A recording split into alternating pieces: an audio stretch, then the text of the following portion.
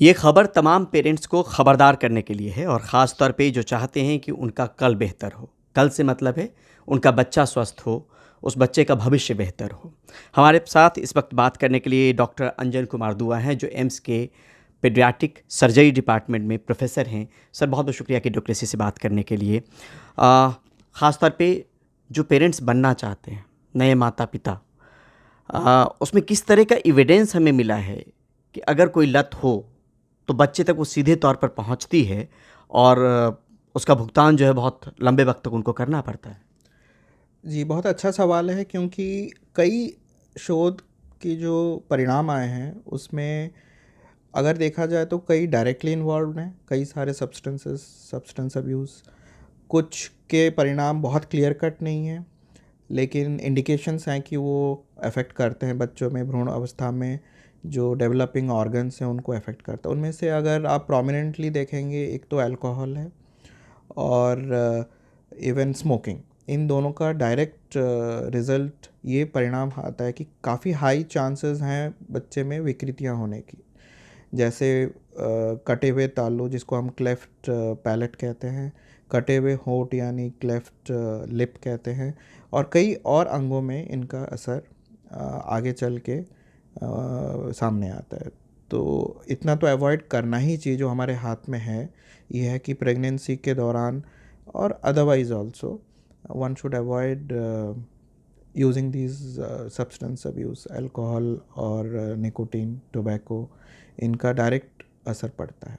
मतलब ये माँ कंज्यूम कर रही हो तब असर, कि फादर भी कर रहे हो तो उसका असर? देखिए, ऐसा है कि अगर स्मोकिंग है फैमिली में तो वो तो डायरेक्ट हो या इनडायरेक्ट पैसिव स्मोकिंग जिसे कहते हैं वो तो बॉडी के अंदर आता ही है। तो सबसे अच्छा रहेगा कि दोनों ही अवॉइड करें। जी। इनके अलावा कुछ डेफिशिएंसी हमारे अपने खान पान में भी रहता है, जैसे फोलिक एसिड की डेफिशिएंसी।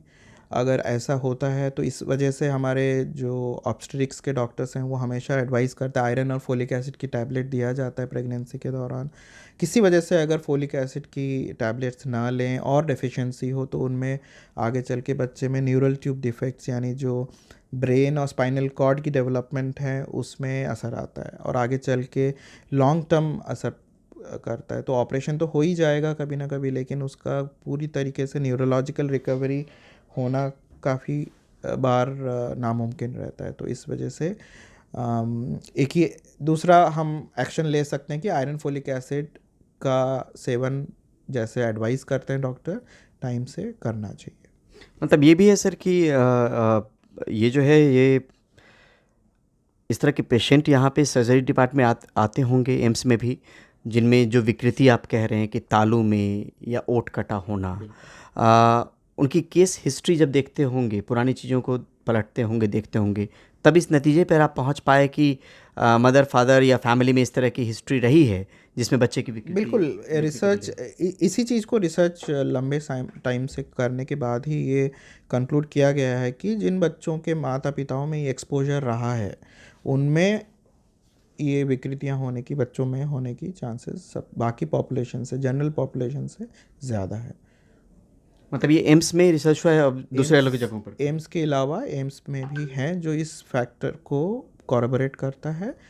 ये पूरे दुनिया में ये प्रूवन है कि हमारे ने United kingdom, western literature, Indian literature सब कन्वर्ज इसी पे कर रहा है कि ये जो सब्सटेंस अब्यूज़ है इनके सेवन से, एक्सपोजर से बच्चे में स्ट्रक्चरल डिफेक्ट्स कहते हैं इनको, कंजेनिटल स्ट्रक्चरल डिफेक्ट्स होने के चांसेस हद से ज़्यादा है बाकी पॉपुलेशन से। डॉक्टर अंजन, लोगों को डराने के लिए नहीं, एक चीज़ और बताने के लिए कि अगर नए कपल हैं और ये खबर अभी उनके पास पहुंची है, पहले से वो करते रहे हों, तो तब भी क्या गुंजाइश रहती है अगर वो छोड़ दें at the time of conceiving और प्लानिंग फॉर अ फैमिली और फॉर अ बेबी, उस वक्त वो छोड़ दें, तो क्या इसकी गुंजाइश घट जाती है या पहले से अगर ले रहे हैं तो गुंजाइश लगातार बनी ही रहती है? इसका एक लाइन में आंसर देना मुश्किल है, लेकिन जो हमारे हाथ में है वो तो करना ही चाहिए कि जल्द से जल्द इस चीज़ को छोड़ देना चाहिए।